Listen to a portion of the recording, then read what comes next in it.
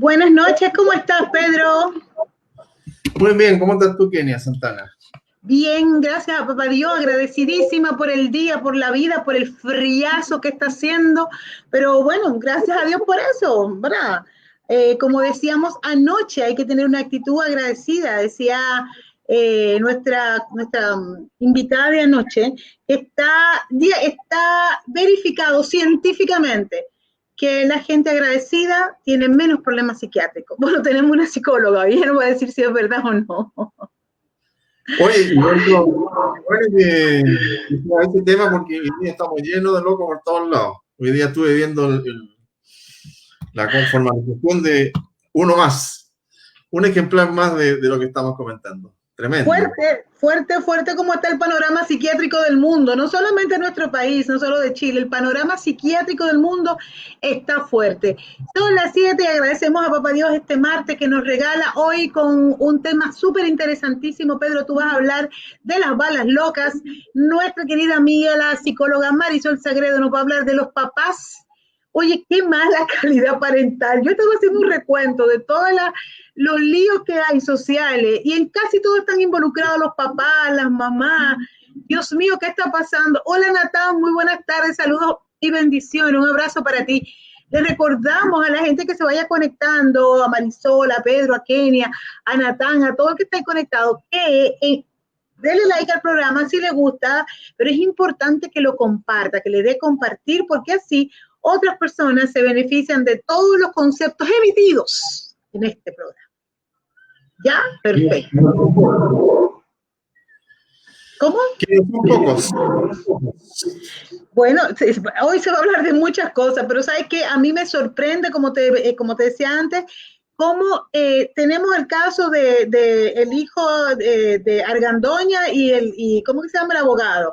Tenemos el caso de Ámbar, que los novios de la mamá, desde violarla hasta asesinarla, increíble. Tenemos los casos de tantas mujeres que están defendiendo su derecho, no a una sexualidad sana y no, a que le dejen matar los bebés que están en el vientre. Y si nosotros sumamos y seguimos así, vamos a encontrar una cantidad. Bueno, aquí en Chile también tenemos el caso de los papás, más de 400,000 hombres, casi medio millón de hombres que no pagan pensión alimenticia, que tuvieron hijos, lo trajeron al mundo y chao, si te he visto, no me acuerdo. Imagínate. Sí. Entonces, Yo creo que la sociedad está como loca, a propósito de balas locas, la sociedad la que está sumamente loca y se ven todo este tipo de cosas extrañas, que ya no son tan extrañas porque de tanto que se repiten ya pasan a ser parte del día a día. Tremendo lo encuentro. Es tremendo y que seamos nosotros los papás los que estamos llamados a dar el ejemplo, los que estamos llamados a proteger a las nuevas generaciones, los que estamos llamados, ¿verdad?, a crear un hogar seguro para que crezcan y cohabiten nuestros hijos. No, somos los malos de la película. Estamos haciendo la mayoría de los desórdenes, por lo menos los que están tomando mayor notoriedad últimamente. Sí, así es. Muy fuerte. Bueno, muy simpático antes de comentar de ganas locos y de locos y de todo lo demás, y esperando a nuestra distinguida amiga. ¿Qué tienes de meme del día? Tengo un meme del día. Este es muy gracioso, este meme del día, porque este es el meme de mucha gente enamorada, Pedro. ¿Sí? Sí, Ver, la gente, mira, una vez me dijo un amigo, el matrimonio es como una guagua pública. Para los chilenos, usted sabe lo que es una guagua pública. Es una micro, como un Transantiago, una micro pública. Pero como me lo dijeron en dominicana, yo lo digo en dominicano, el matrimonio es como una micro pública, una guagua pública. Yo le pregunté, ¿y de qué están hablando? ¿Qué significa eso? Me dice, sí, es que los que están adentro quieren salir y los que están afuera quieren entrar. Mira qué bueno. Eso me lo dijeron en República hace muchos años, chiste. Pero tú estás de acuerdo con eso. Depende de la cantidad de gente que lleva micro. Ay, qué malo eres. Natán, bueno, para Natán y la gente que se conecta a esta hora, iniciamos nuestro programa con algo para reírse, porque ya usted sabe cómo vienen los temas del día de hoy. Fuertes, sí, fuerte ambos, pero hay que tratarlos, hay que estar protegidos contra las balas locas, que es el tema que va a hablar Pedro, y hay que saber si alguien que ha vivido, que creció en un mal ambiente parental con malos padres, si va a repetir esos procesos a lo largo de su vida, si va a ser tan mal padre o va a ser tan mala madre como lo fueron con él o con ella, eso nos lo va a decir nuestra psicóloga. Así que vámonos con el meme del día, ¿le parece, don Pedro Valdivia? A la gente que sueña con el amor, la gente que le gusta el amor, la gente que ama el amor. Para ustedes, el meme del día.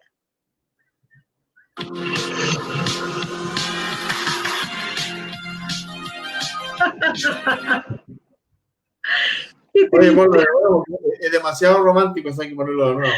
Qué triste. Ese obelisco, ¿dónde es eso? ¿Tú, no te parece como Brasil eso? Como Río de Janeiro. Parecía, sí, parecía. A ver, vamos a verlo de nuevo, ¿vale? Mira cuánto romance. Mira.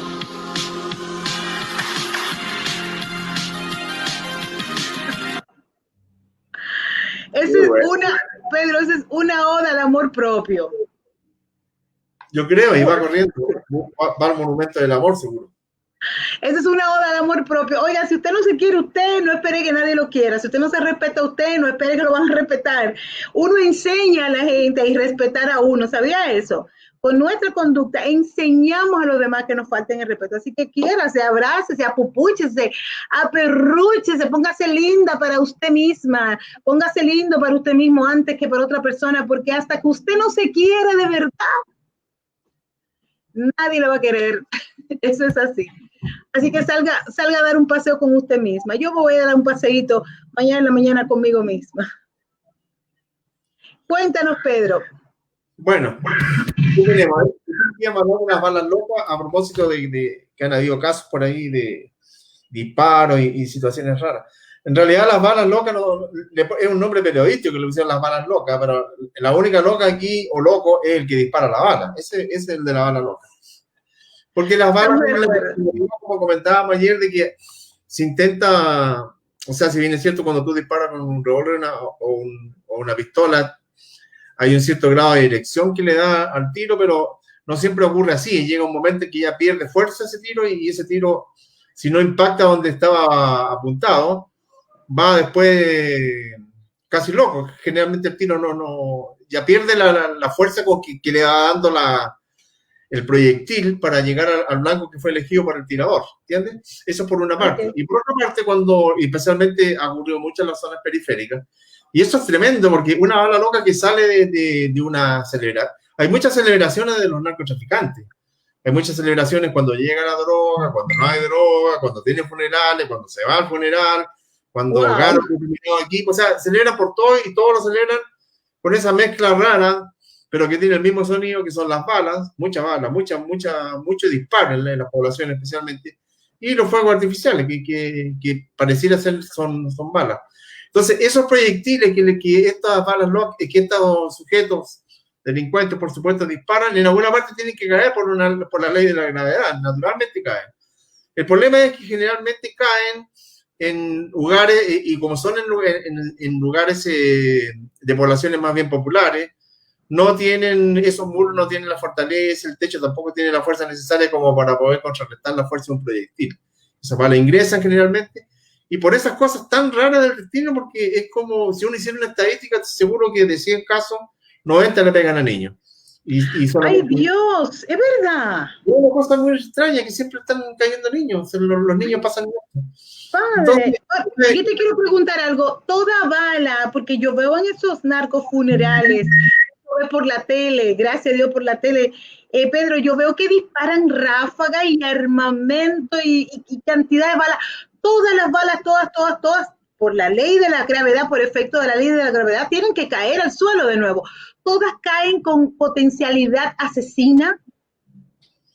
Caen con una velocidad menor, porque hay una fuerza inicial que se estabiliza en algún minuto por un breve segundo y después ya viene a decaer. Ahora, generalmente la bala, la fuerza que adquiere ya no es la fuerza inicial, que es la más peligrosa, cuando el impulso es como un cohete.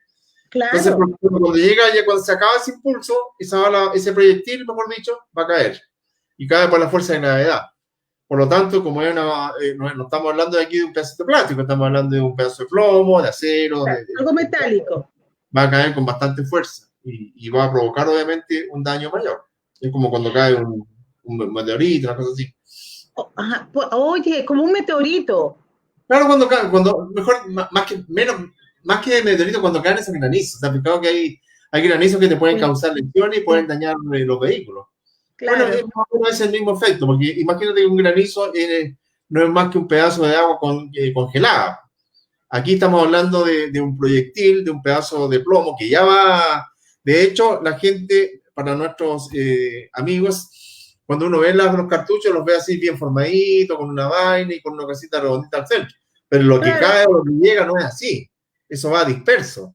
Y sobre todo en el tema de cuando están en estos funerales narcos, son todas municiones que están adaptadas para provocar más daño. Las rompen al medio. Le llaman ellos las balas mata policía. ¿Qué? Porque le llaman las balas mata policía porque una bala disparada, si tú la disparas cerca y te pegan en una parte blanda de tu cuerpo, te puede por una parte atravesar, te puede quedar incrustada en tu parte blanda y tú puedes incluso puedes no darte cuenta. Hay muchos casos que no se han dado cuenta.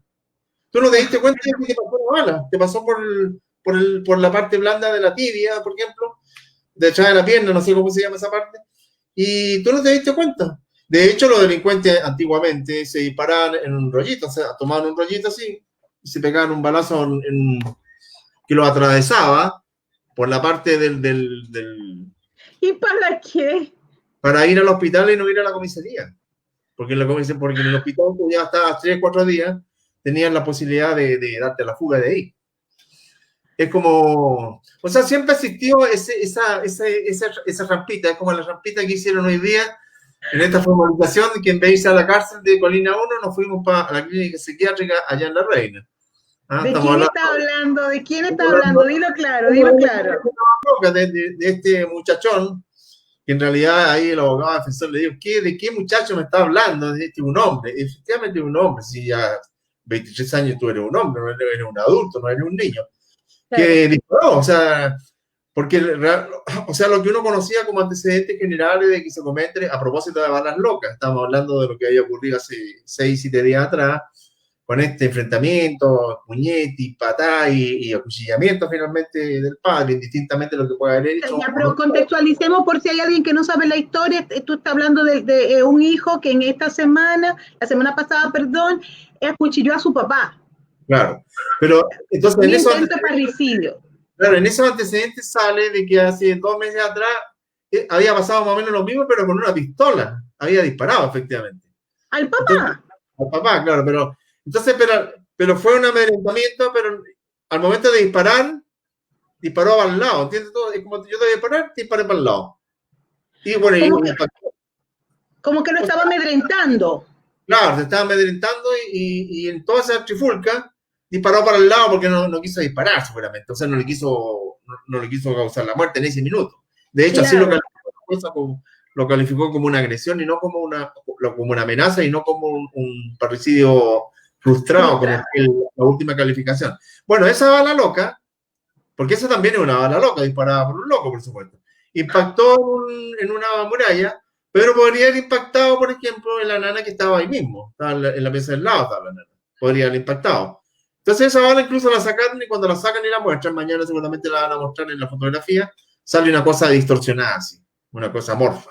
Eso es una bala. Entonces cuando una bala de esa característica te impacta, porque este comentario nació a raíz de que yo te decía que una bala, en algún minuto una persona se puede dar el caso incluso que no se da cuenta de que tuvo un impacto balístico. Pero en este caso, como está, es profeso dañada, o sea, dañada en la parte delantera del cartucho, eso se abre como una mariposa así, y te provoca un daño. Imagínate lo que es un daño tremendo. Pero ya no es un hoyito, ya es una cosa, ya es, claro, una herida más grande que puede lesionar órganos internos. Oye, qué malos son los tipos malos son bien malos. Ahora, una última pregunta para pasar con nuestra invitada, con Marisol Sagredo, que ella está ahí. ¿Tiene algo que ver? Escuché a alguien decir que si alguien dispara la bala hacia arriba, así en esta dirección totalmente perpendicular, viaja menos lejos que si la dispara en ángulo de 45, así como que eso le da como mayor impulso y puede viajar hasta 2 kilómetros. ¿Eso es verdad? Que una bala loca puede viajar 2 kilómetros. Es que depende del calibre que tenga. Un cartucho 22 que es chiquitita, chiquitita, eso nunca va a llegar a 2 kilómetros, no va a llegar ni a 100 metros. En cambio, una bala de un fusil puede llegar fácil 2 kilómetros, con fuerza. O sea, depende del tipo de cartucho más que todo, más que todo. Pero obviamente que dispararla en un ángulo va a tener un alcance mayor. Es como, Oye, es por una acción y reacción de la fuerza de gravedad, porque si tú disparas hacia arriba, es como un cohete, tú tienes que vencer la fuerza de gravedad. cuesta. Oye, ¿y no hay manera de prevenir algo así? O sea, eso es algo para lo cual no hay medida preventiva. Vivir en una casa sin ventanas y rodeado de acero, no hay manera. No hay manera. O sea, no, si ese ya, ¿qué te Dormir digo? con un casco. No, pues ya han habido casos aquí, pero increíble. Yo recuerdo un caso hace un par de años atrás, un dirigente sindical, que incluso le quisieron dar una connotación política que nunca se la pudieron dar. Un dirigente sindical, porque era presidente de un sindicato, una cosa así, por ahí por el sector de Vicuña Maquena, que sale a fumarse un cigarro entre medio del trabajo en la mañana y se Ya. instala en el patio, en el sector de la Legua, y va al patio y se sienta en un patio de la empresa, de la fábrica, y ahí, pum, le llega una bala y muere.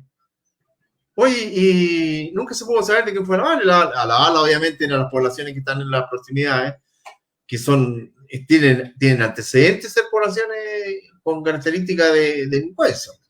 Entonces, de ahí salió la bala, nunca se supo de dónde llegó. Hacen una serie de estudios, tú puedes saber más o menos, aproximado, pero es muy difícil poderlo determinar. La manera de determinarlo después de forma científica es que ese cartucho sea confrontado con el arma. ¿Cuándo? Cuando esa arma pueda ser incautada por la policía en algún minuto. O sea, ahí uno se empieza a devolver en la investigación. ¿Me entiendes? Sí. Wow, pero impresionante los datos que nos entrega. Bueno, pedirle a Papá Dios que nos guarde, que nos cuide, porque no hay manera entonces de protegerse de eso. O sea, es el Estado que debería hacer una fiscalización más intensa de la gente que tiene arma y la usa así como loco. Es que el Estado fiscaliza justamente a los que no hacen esas malas locas. O sea, para que veas, claro, tú dices, hay que fiscalizar. El Estado fiscaliza a la gente que tiene las armas, no locas, inscritas. ¿Entiendes? Y de vez en cuando uno de ahí puede salir, así como en este caso, porque cuando del caso que estábamos hablando y que también Marisol me imagino va a comentar, estamos hablando de un hombre, un muchacho, un joven ya, que tiene varias armas, pero las tiene todas legales, todas inscritas. Nadie puede decirte que el arma la tenía y era ilegal, la tenía regular. Ahora, él no puede disparar como disparó ahí al lado de su padre, aunque sea al lado para asustarlo, no puede hacer eso. No debe hacer eso. Bueno, vamos a hablar con nuestra... que nos puede contar Marisol. Claro, hablemos con nuestra amiga, la psicóloga Marisol Sagredo, para que nos diga, Marisol, ¿cuál es el perfil psicológico de un muchacho que actúa así contra su papá? Buenas noches, querida, bienvenida. Buenas noches. A ver, el perfil psicológico de alguien que actúa así frente a su padre, yo no me atrevería a dar una teoría en ese sentido ahora porque no he hecho una evaluación. Pueden ser muchas cosas, puede ser trastorno de alcohol y droga, puede ser una especie de brote, puede ser una estructura de personalidad con alguna patología. Hay tanto que no sé y que no sabemos todos, porque eso no se ha dicho, que no me atrevería. Pero sí puedo decir que hay algo que aquí anda mal, y en eso que anda mal, en base solo a las cosas que nosotros podemos levantar de lo que se conoce de manera pública, se podría decir un par de cosas. ¿Ustedes se acuerdan que él hace algunos años, cuando cumplió 18 años, le regalaron un gran auto y apenas sabía manejar? No sé si se acuerdan. Claro. No. ¿Y cómo lo supiste? ¿Tú eres su amiga, de su familia o algo así? No, salió en todos los programas de la época. ¿Por qué? ¿Por qué tú pones en un programa de una época cuando alguien le regala? Ah, por la mamá. Claro, que la mamá es famosa, claro, ya. Porque el auto era un auto espectacular, no me acuerdo cuál era la Mira cómo llamar, una cosa así. Un auto que no es para joven. Eso es el fondo, un auto que no es para joven. Y menos para alguien que recién cumple 18 años. Entonces ahí uno se preguntaba... Y había que televisarlo. No sé, supongo. No tengo idea. Bueno, pues esa es la realidad, porque el auto, si el auto vale 100 y la nota por la nota exclusiva, por la regalada del auto vale 110, me quedan 10 para el bolsillo. Es así la realidad. Qué terrible. Bueno, ya vemos el perfil familia por dónde va entonces, ¿eh? Es que por ahí ya tenemos algo. Primero, dos padres que han estado toda su vida expuestos a la opinión pública, expuestos de lo que hacen, de lo que no hacen, de lo que dejan hacer. Una hermana que siguió ese mismo camino, pero que además la hermana al parecer es muy eficaz. Le va muy bien en el colegio, le va muy bien en la universidad, tiene un título en donde es aplaudida de abogada, en donde se muestra como un ejemplo para la juventud, para la sociedad. Eso se muestra. Yo no quiero decir que lo sea porque no lo sé, soy bastante... Claro, claro, pero se vende esa imagen. Exactamente. Entonces, ¿qué es lo que pasa? Ahí ya podemos tender a pensar que el estilo educativo, el estilo de parentalidad, es de un estilo específico. Nosotros los psicólogos, cuando hablamos de estilo educativo, nos referimos a la manera de actuar de los padres con sus hijos y de regular ciertas situaciones que son cotidianas. Claramente la vida de estos niños no fue la que todos esperaban, los papás se separaron, hubo varios conflictos entre ellos, y por eso es que eso puede haber influido también en la manera de educarse. Existen estilos educativos en psicología que son súper conocidos. El autoritario, que es el típico, que son los padres que son más rígidos, que les ponen normas y límites y que les cuesta un poquito darles más espacio a los pequeños. También existe el permisivo, que es el que les dan permiso para hacer todo. Ahora, no es porque haya una confianza 100% en ellos, pero en el fondo es mucho más fácil dejarlo. Es como cuando yo tengo hijos y de repente estoy cansada y digo, no quiero más, les paso el celular, soy psicóloga y todo lo que quiero, pero de vez en cuando le doy permiso. También existe el que es democrático, que es el más buscado, que es en el fondo el que pone normas, pero también da libertades, que haya una comunicación más clara, etc. Y también existe un tipo de paternidad que es indiferente o que nosotros llamamos negligente. En este perfil es donde se establecen la mayor cantidad de niños que tienen problemas y que más adelante lo pasan mal. Ya pudimos ver, por ejemplo, en el caso de Ámbar, claramente una parentalidad que es negligente, en donde la madre prefiere la relación con un otro que la relación con su propia hija. Aclaremos ahí, señores, para los que quizás no están en Chile y no conocen, es el caso de una niña de 16 años que fue brutalmente asesinada, violada, primero asesinada, cortada en pedacitos y escondida, enterrada, por el marido de su mamá, o sea, su padrastro. Su pareja, y que anteriormente también, luego con las investigaciones se ha descubierto que también fue abusada sexualmente por el novio de la mamá, el novio anterior a este hombre de la mamá, donde ella vivía además, que también era el dueño de la casa donde ella estaba viviendo. O sea, la pobrecita, nadie a su alrededor que la defendiera, y uno dice, y el papá, bueno, el papá en otra ciudad mandándole dinerito ahí de vez en cuando. Este es el caso. Claro, entonces... Padre, Marisol, ¿qué podría rescatar uno de esa definición que diste de 4 o 5 modelos de padre? ¿Qué se puede decir en relación al caso de Ámbar? No, rescatar en términos generales, ¿cuál debería ser el equilibrio de un perfil de un padre o un padre ideal? Mira, yo debería decir el ideal. Yo creo que lo importante, tipos puros, ninguno es lo suficientemente bueno.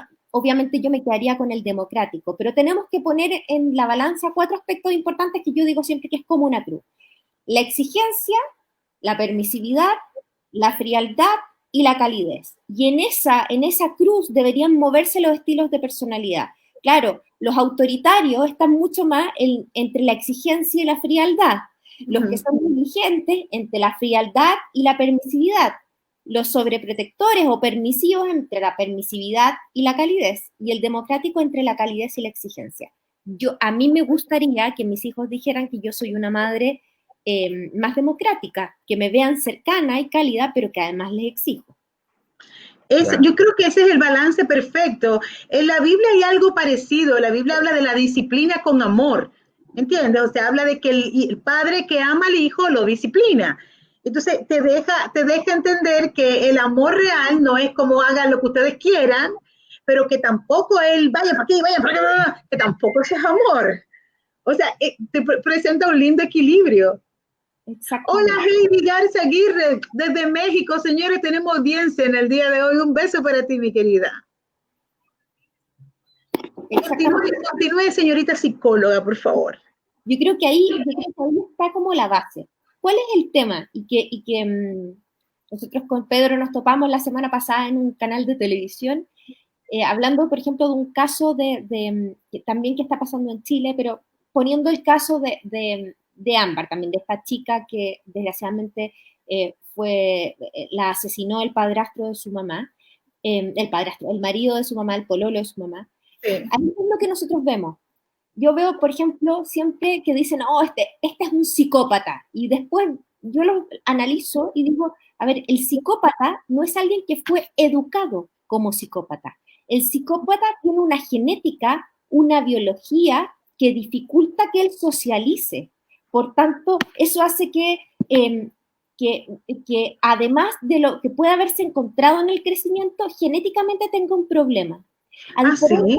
Exactamente. A diferencia del sociópata, que el sociópata es lo que podría llegar a crearse con una paternidad negligente en su estado más elevado, porque son individuos que tienen un temperamento normal, el temperamento es lo biológico, el carácter es lo que yo aprendo en lo social, pero tienen atributos que adquirieron socializadores como consecuencia de una crianza negligente. A ver, entonces tú estás diciendo que un psicópata tiene rasgos hereditarios. Eso me asusta. Yo pensaba que era algo que la gente aprendía por maltrato, que la gente adquiría. Pero hay rasgos genéticos en el psicópata. Exacto. En cambio, y en el sociópata es el que aprende a ser malo, por decirlo así, por la mala crianza, por la sociedad, por el barrio, etcétera, etcétera. Por la crianza negligente, que es lo que estamos hablando ahora. A propósito de la cruz, de los perfiles. Claro. Oye, pero qué fuerte, no sabía que podía heredarse la psicopatía a cualquier nivel y de cualquier tipo. A ver, existen muchos trastornos de personalidad y estructuras de personalidad que uno cuando hace un diagnóstico, uno pregunta, bueno, ¿y en tu casa existe alguna persona que tenga un trastorno bipolar, que haya tenido esquizofrenia? Porque claramente hay patologías que tienen una carga genética importante. No quiere decir que porque mi mamá, mi abuelo o mi tío lo hayan tenido, yo lo voy a tener, pero claro, la posibilidad de desarrollarlo frente a estímulos menores es mucho mayor. A ver, hablando de la crianza, entonces, que es el tema que nos convoca hoy, una niña, en el caso de que Ámbar hubiese podido desarrollar una vida, llegar a la adultez y generar una familia, una niña que ha sufrido tanto maltrato y tanta negligencia parental, ¿puede ser buena madre? ¿Puede una persona que ha sufrido todo esto ser buen padre a futuro? Se puede, por dos razones. Como dijimos, la personalidad es la unión entre temperamento y carácter, genética y socialización, ¿ya? Por tanto, ella, que nosotros sepamos, genéticamente no tenía algo malo, solo la socialización fue así. Y ahí tienes dos maneras de salir adelante. O te dejas absorber por todo lo negativo y por todas las dificultades que tienes en la vida, o te vuelves una persona resiliente, que le ha pasado a muchas personas que han tenido una muy difícil infancia y se vuelven resilientes. Sí se puede. Lo que es muy difícil, Kenia, y aquí está la dificultad que yo veo siempre cuando hay casos de abuso de menores, de negligencia con los menores y llegan al Sename los niños, es que los papás cambiar su estilo de parentalidad, eso es muy difícil. Eso las investigaciones muestran que es casi imposible. La única manera en que el padre pueda cambiar su estilo de parentalidad es a través de una terapia, es a través de un acompañamiento, y el acompañamiento es muy difícil, no es fácil. Sí, porque hablamos de un adulto que no es como fácil, no sé tú en tu experiencia como psicóloga, padres ya adultos, padres ya formados que ven que tienen una familia disfuncional y buscan ayuda, ¿son flexibles a la terapia? ¿Son absorbentes? ¿Tienen disposición emocional a cambiar lo que están haciendo mal para mejorar sus familias? Depende de qué tan grande haya sido el shock de lo que están sintiendo.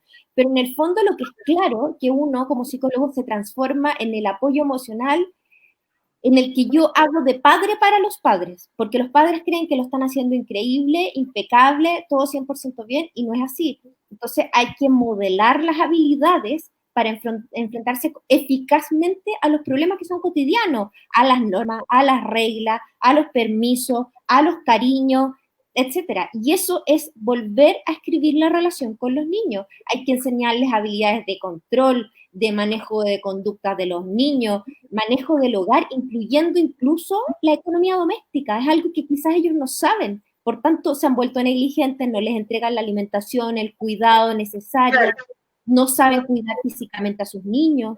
Y tienen que conseguir también que la familia en sí funcione sanamente, porque por lo general no es que afecte a un solo niño, afecta a un grupo, a un núcleo, y eso hay que cambiarlo. Dime una cosa, hay papás, tú dijiste que todos los papás creen, o creemos todos, que estamos haciendo las cosas súper bien, que somos los mejores padres del mundo. ¿Cómo uno se da cuenta cuando está cometiendo errores antes de que sea tarde? Porque yo sé que cuando ya los hijos han metido la pata hasta la cintura y uno sabe, ya lo hice mal, pero antes de que lleguen las consecuencias graves, ¿cómo darse cuenta, cómo autoevaluarse como papá para saber si lo que uno está haciendo está bien o mal? ¡Ay, qué difícil! Porque... Sí, yo creo que debe ser. ¿Qué cosa, Pedro? Debe ser muy difícil ese, yo creo. Esa pregunta es muy difícil porque depende cuáles son nuestros propios mecanismos de defensivo. Hay gente que se calma y que se autoconvence de cosas, racionaliza. Hay otra gente, racionaliza. Hay otra gente que niega, hay otra gente que sublima. Existen diferentes mecanismos para bajar la ansiedad. Entonces, yo te diría que los papás que realmente se dan cuenta que están cometiendo errores, porque no quiero decir que son negligentes, porque hay muchos que cometen errores sin ser negligentes, se tiran más por motivos, se tiran para otros tipos. Claro. Por lo tanto, yo creo que cuando entran en crisis y se dan cuenta que quizás la familia que ellos querían, la relación que ellos querían con sus hijos, no es la mejor, o que quizás el hijo lo está pasando mal, está teniendo problemas en el colegio o problemas con los amigos, y ahí es cuando ahí quieren hacer un cambio. El punto es querer, no es lo mismo que lograrlo, porque para eso se requiere un trabajo constante, diario. Wow, o sea que tiene que pasarle casi un camión por encima, tener una crisis familiar súper grande, ver casi que están perdiendo todo para que entiendan que no lo están haciendo bien, o sea, porque se lo diga la esposa, o se lo diga el esposo, o se lo diga un hijo, un vecino, no lo van a entender. Puede ser, si el vecino para él es alguien fundamental en su vida o alguien que es muy importante, o si la profesora jefe le dice eso y ellos nunca lo habían esperado, depende cuál es el nivel de importancia que entregue, si es que se lo entrega a un otro. Pero por lo general, cuando un padre es negligente, la autocrítica no es muy alta. Siempre el locus de control es externo. Mi hijo es así porque el colegio hace lo que tiene que hacer. Mi hijo es así porque no tengo la plata para hacer lo que yo debería hacer con él. Mi hijo es así porque sacó los genes de tu mamá, la típica. Pero no por una razón propia que tiene que ver con mi propia manera de manejar la relación con mi hijo. Hola, Nilsa Santana desde New York está aquí con nosotros. Un besito para ti, mi amor. Qué callado están los Facebook videntes el día de hoy. Haga su pregunta, que no todos los días uno cuenta con una asesoría tan acertada como la de Marisol Sagredo. Marisol. Déjame hacerle la pregunta a propósito de la pregunta. No, entre paréntesis no está Carolina Pomerino, parece que no la vemos. Oye, ay, no, qué raro. ¿Qué pasa? Porque a propósito de esta formalización y todo lo demás, pero que es una conducta como que se ha masificado incluso en la sociedad y uno la ve a cada rato. ¿Qué pasa con lo que se denomina control de impulso? ¿Dónde se genera eso? ¿Por qué pasa eso? ¿Cómo se edita eso? ¿Cómo se detecta el control de impulso? Porque aquí, en este caso, dicen que no tiene control de impulso de algo que escuchó, algo que le dijo la polola, y ese no control de impulso me hace casi matar al padre, al propio padre, pero ese control de impulso, tú a veces lo ves en la calle, que alguien te vino mal en un semáforo y te bajaste y le pegaste. Lo ves en todas partes. ¿A qué está asociado eso un poco? Bueno, en ese sentido, Pedro, yo diría que el control de impulso está un poco manoseado hoy en día. Se habla que nadie tiene control de impulso. Y la verdad es que el control de impulso es una de las características más importantes para poder determinar una estructura de personalidad, ¿ya? El control de impulsos tiene que ver con que frente a lo que yo siento y a lo que yo pienso, yo puedo, si tienes un buen control de impulsos, tú voy a lograr, a pesar de tener mucha rabia, por ejemplo, mantener el control de lo que estás sintiendo para actuar de la manera más socializada posible, para que no pases a llevar a los demás. Y en ese sentido, ¿cuál es el problema de la educación negligente? Que una de las consecuencias que se tienen los niños, además de la baja autoestima, que no acaten ningún límite, que tienen poca empatía, por eso decimos que desde este tipo de educación negligente llegan los sociópatas y también los psicópatas en unión con la genética, porque no son sensibles a las emociones de los demás. Y ahí es cuando tenemos el problema con que yo soy lo más importante y mi control de impulsos es súper bajo y que voy y le pego al que me chocó el auto y me pongo a gritar y paso a llevar a las personas sin ningún problema y todos decimos, qué egoísta esta persona, qué poco empática. Exactamente es por eso. Yeah. Porque de alguna manera u otra, la rabia, ¿qué es lo que hace? La rabia se produce cuando nosotros sentimos que tenemos que luchar por defender algo que es nuestro, por defender algo que se pasó a llevar. Y el niño que vive en una parentalidad negligente, lo que está haciendo es defenderse todo el rato. El adulto que se transforma después, lo que hace es defenderse todo el rato porque siente que el mundo no va a jugar. Claro, o sea, a veces uno ve un muchacho rebelde y uno cree que el muchacho es rebelde y el niño, una persona que es constantemente criticada, constantemente quizás con este estilo de parentalidad, como dijiste tú, el más el más fuerte, esto siempre llevado como empujones, comienza a crear un estilo de vida a la defensiva también. Exactamente, por eso es que cada manera de ser de los papás, cada tipo de estilo de parentalidad tiene consecuencias diferentes. En este caso, los menos empáticos, los menos preocupados por los demás, aparecen en este estilo de parentalidad y hay mucho problema de interacción social. Todo lo que tiene que ver con problemas de interacción social más agresiva tiene que ver con este estilo. El abuso de sustancias también es típico. Cuando les va mal en el colegio, mal desarrollo académico, también puede ser una alta depresión o alta ansiedad. Ojo que con los otros estilos también es esto importante. Sí. Y los desbordes. El desborde el control de impulsos también es parte de este área. ¿Puedes nombrar el estilo de parentalidad que te refieres? Estoy hablando del negligente. Del negligente. Porque el autoritario cría niños que son mucho más centrados en lo que funciona, no se atreven a romper mitos, reglas ni esquemas, límites, etc. En cambio, el permisivo se les da mucho más permiso para hacer cosas, pero hay cierta calidez de los padres, sienten que hay más contención, más apoyo, más cariño. En el fondo yo lo dejo ser para que fluya, para que viva. Muchos papás en estilos de educación menos tradicionales, tipo Montessori, intentan este tipo más permisivo, pero con cariño. Hay un cariño, no es dejarlo, no es frío y permisivo, es calidez y permisividad. Entonces, imagínate un estilo que sea autoritario y que tampoco haya calidez. Lo que pasa es que en lo autoritario y en lo negligente hay frialdad. ¿Perdona? No se escuchó eso bien. En lo autoritario, en el estilo autoritario y en el negligente vemos frialdad. ¿Cuál es la diferencia? Que en el autoritario hay exigencia. En cambio, en el negligente hay permisividad. Claro, escuché una vez una amiga me dijo que los hijos que se criaban con padres autoritarios al final eran mejores profesionales, eran personas más organizadas que los hijos que se criaban con padres negligentes. Eran personas poco afectivas, poco carentes de afecto, poco apegadas, poco empáticas, pero eran exitosas. Exactamente. O sea, exitosos económicamente. Hay que ver cómo se mide el éxito en la vida también. Ahora, por lo general, los autoritarios más asociados de los niños criados en este tipo de paternidad es más las depresiones, los trastornos obsesivo-compulsivos, más las temáticas de rigidez que otro tipo. Porque todas uno ve más, tienen más patología asociada a un lado y al otro. Pero en este caso es más llevado a la depresión, diría yo. Te quiero preguntar, Marisol, ya casi estamos terminando. Dicen por ahí, no sé si es verdad, que el hijo, bueno, son dos preguntas en una. ¿Por qué el mismo tipo de parentalidad tiene hijos distintos? O sea, tú ves hijos criados por la misma mamá, el mismo papá, en el mismo ambiente, son totalmente distintos. Y si es verdad que el hijo con el que más tú te enfrentas, con el que más problemas tienes, el que más es parecido a ti, ¿es verdad eso? A ver, la primera pregunta que voy a hacer yo, ¿por qué crees tú que los niños son diferentes aun cuando se crían en la misma familia y con los mismos papás?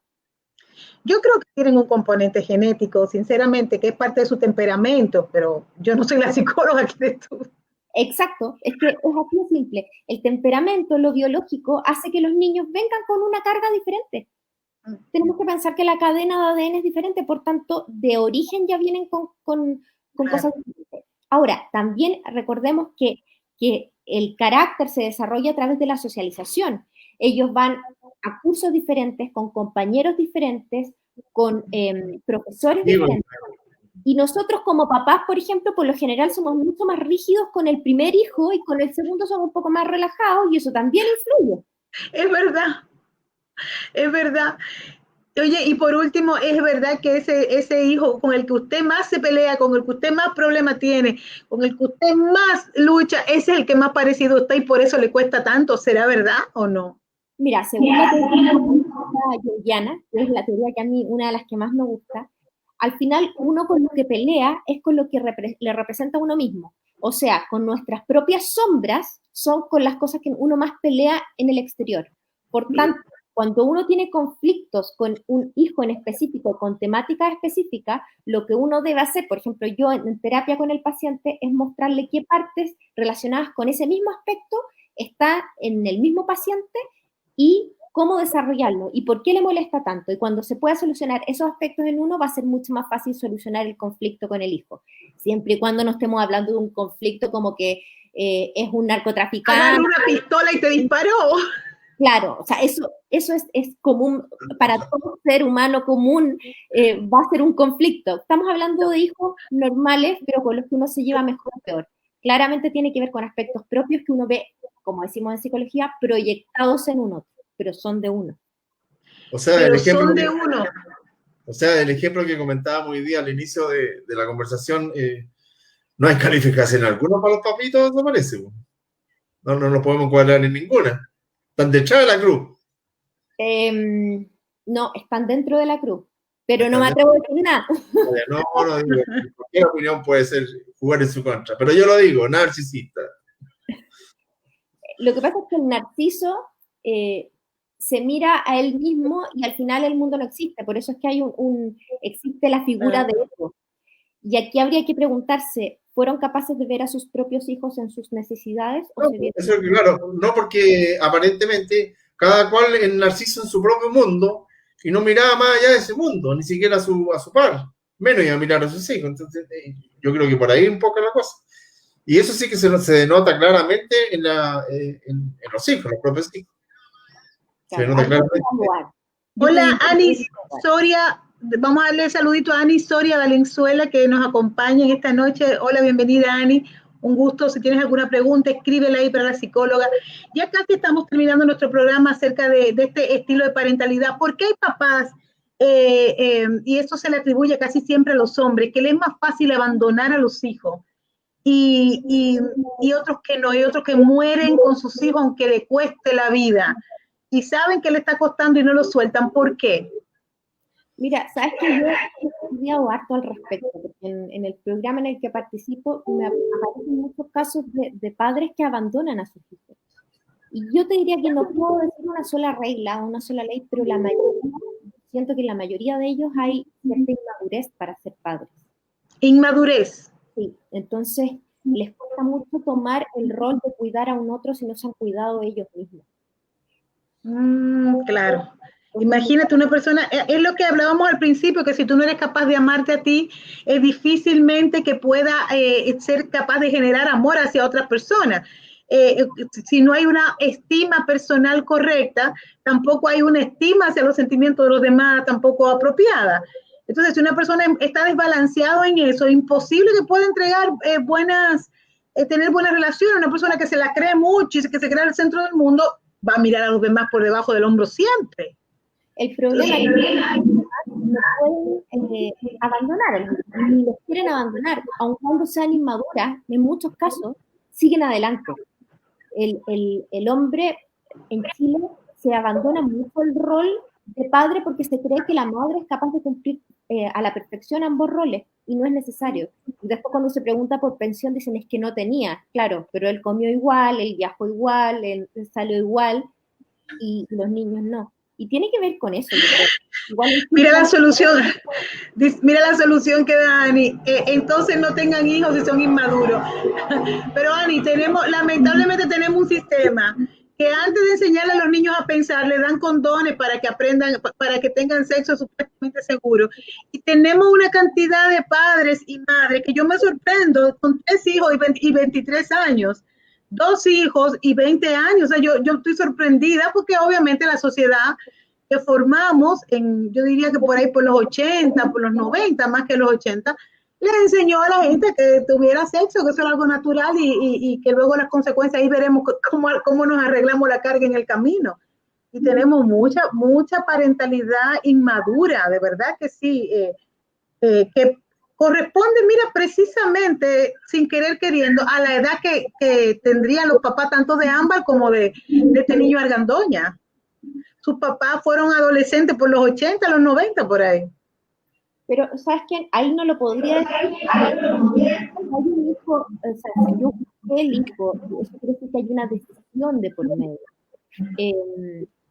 Uno puede no tener las habilidades para ser padre. Si es que eso también puede ser. Uno tener las habilidades y uno busca hacer las cosas lo mejor posible. Y además esto se puede juntar con que puede existir una estructura de personalidad que sea más insana. O sea, uno con las cosas que escucha de, por ejemplo, del niño Calderón, del joven Calderón, ya es un adulto, pero uno lo diferencia para poder diferenciar al padre, uno tendería a pensar que hay una estructura de personalidad con alguna patología. Tendería. Yo no he evaluado su caso, así que no puedo decir nada. Tendería a pensar. Pero hay otros casos en que no es así. Claro. O sea, esto es el caso a caso que hay que verlo. Exacto. Sí, todos tienen factores distintos que influyen. Claro, y por lo que veo es mucho lo que puede influir, no es solo una variable, ni depende de un solo punto, o sea, son muchas las cosas que convergen en un padre descuidado, en un negligente más bien, ¿verdad? Porque ese es el punto acá. Que cometamos errores es una cosa y que seamos negligentes es otra. El padre que esté libre de pecado, que tire la primera guagua. Que tiene el primer muchacho, el que esté libre de pecado, porque yo creo que todos como padres hemos cometido errores. Ahora, hay algo, y ya con esto sí que termino, Marisol, de verdad, ahora sí es verdad. Marisol, es difícil como padre ver los errores. ¿Por qué los papás nos creemos siempre tan todopoderosos y autosuficientes y que siempre tenemos la razón, ¿eh? ¿Por qué somos así? Y a veces los mismos hijos nos dicen, oye, esto no está bien. Y uno mire, yo soy la mamá aquí, cállese la boca. Pero es que no somos es fuerte cuando... No, es que no somos todos así. Yo me he topado con papás que asumen que se equivocan, asumen que no lo saben todo y buscan ayuda y eso está bien. El punto es que tienen que darle cierta certeza y cierta estructura a los hijos para que los hijos se sientan cuidados y contenidos por los padres y que tienen ciertos límites. Eso está bien. Lo que pasa es que no hay que irse al chancho y a irse al estilo de personalidad autoritario. Pero darle cierta estructura va a ayudarles también a los niños, porque van a poder sentir que se van a poder desbordar y van a estar ahí los papás, que frente a una crisis van a estar ahí los papás, que frente a un problema van a estar ahí los papás. Entonces es importante que digamos, sí, está bien, pero si esa estructura ya no nos sirve, tenemos que ser capaces de hacer cambios. Exacto, esto es muy interesante. Mira, se casó a los 14 años, Ani Soria. Exactamente, esto que dijiste ya, con esto nos quedamos, porque es cierto, que si uno se está dando cuenta que la cosa no ha funcionado o no va funcionando, hay que ser capaces de hacer cambios. Y los cambios pasan por los hijos o por los papás. En primer lugar, por los papás. Porque los niños, estoy hablando de niños, cuando son menores, los niños ellos están esperando que al final siempre los papás sean los que entreguen las soluciones, y es así, el adulto es el papá, el niño es el hijo es la repercusión de las acciones de los papás, y además de la genética. Cuando ya los adultos ya son grandes, los niños y los padres, ahí ya se puede hacer algo más mancomunado, pero la responsabilidad es de los papás. Marisol Sagredo, muchísimas gracias por habernos acompañado en el día de hoy. Ya estamos terminando nuestro programa, agradeciendo a todos los que estuvieron hoy en sintonía. Nos faltaron varios que no estuvieron con nosotros, pero los extrañamos, y cuando vean el programa grabado, los vamos ahí que se sepa que extrañamos a Rolando, que no estuvo hoy, a Carolina también, que le echamos de menos, y muchos otros también, que ya nos hemos acostumbrado a su salud, a sus palabras, a su presencia. Me voy con estas palabras. Antes de terminar nuestro programa, siempre terminamos con una lectura de la Biblia, que nos habla de nuestro Padre Celestial, el mejor de todos, el que no es negligente. De hecho, hay un versículo que dice, no se duerme el que te guarda. O sea, el papá que tenemos en el cielo ni siquiera duerme cuidándonos a nosotros. Imagínense, qué hermosísimo es saber que aunque nuestros padres terrenales hayan fallado y hayan sido negligentes o autoritarios o demasiado permisivos, o hayan sido quizás unos padres muy democráticos y totalmente equilibrados, pero nuestro Padre eterno siempre ha tenido el control de todo. Dice aquí Mateo 6:8 que aunque nuestro Padre sabe que tenemos necesidad antes incluso que nosotros lo pidamos. Imagínense. O sea que lo que usted no tiene o no ha recibido no ha sido porque Papá Dios no sabe, ha sido porque Él está ejercitando otra área de su vida, tal vez el área de la espera, tal vez le está enseñando a ser paciente, tal vez Papá Dios, a través de no darle precisamente lo que usted pide, le está enseñando que eso que usted está pidiendo no es lo que le conviene. Pero en resumidas cuentas, Dios siempre le dará lo mejor a aquellos que confían en Él, a aquellos que esperan en Él, porque es un Padre que sabe, Él reconoce cuál es tu necesidad. Pero, señores, tenemos que venir a Él. Tenemos que venir a Él, tenemos que acercarnos a Él, tenemos que buscarle, tenemos que presentarle nuestra necesidad. Yo creo que a Papá Dios no le molesta que nosotros lo hinchemos, como se dice en Chile, que le pidamos, que andemos, mira que esto, mira que lo otro, que nos quejemos. No, yo creo que no. Yo creo que a Dios lo que más no decir que le molesta, sino le duele, es ser ignorado, es que no lo tomes en cuenta, es que estés viviendo tu vida sola, cargando esa carga tan pesado, solita o solito, cuando Él tiene toda la intención y el deseo de ayudarte. Cuando están sus manos ahí, sus brazos abiertos para ti, no tienes por qué llevar esta carga solo o sola. Tienes un Padre eterno que te ama, te cuida, te valora. Aunque los de la tierra no lo hayan hecho, independientemente de todo eso, tienes un Padre en el cielo que te ama, ¿sí? Señores, y nos despedimos hasta mañana, si Papá Dios lo permite. Marisol, gracias. ¿Cuándo te volveremos a tener por acá? No lo sé. Cuando tú quieras, esta es tu casa. Tú sabes que nos encanta hacer los programas contigo. Por eso duran tanto, se extienden tanto los programas, porque te queremos preguntar tantas cosas. Marisol, ¿estás dando consulta vía internet? Sí, online. 100% online, porque por tema de cuidarnos a todos, creo que todavía no es bueno hacerlo presencial, así que 100% online. Así que, ¿cómo te localizan? ¿Por tu correo? Sí. No la hagas presencial porque te puede pasar lo del molchino. Claro. ¿Cuál es tu correo, Marisol? Mi correo es marisolsagredo@gmail.com. Ese es mi correo. Ok, perfecto. A ese se pueden comunicar contigo. Exactamente. Y ahí pueden agendar la cita. Muy bien, perfecto. Aquí está el correo de Marisol para que usted, si la quiere llamar, hacer una cita con ella, pueda ahí tener ayuda de calidad. Nos vemos, señores. Cuídense mucho. Hasta la próxima. Hasta mañana. Los esperamos a las 7 en punto en otro de Todo Un Poco con Pedro y Kenia. Cuídense mucho. Chao, chao. Chao, chao.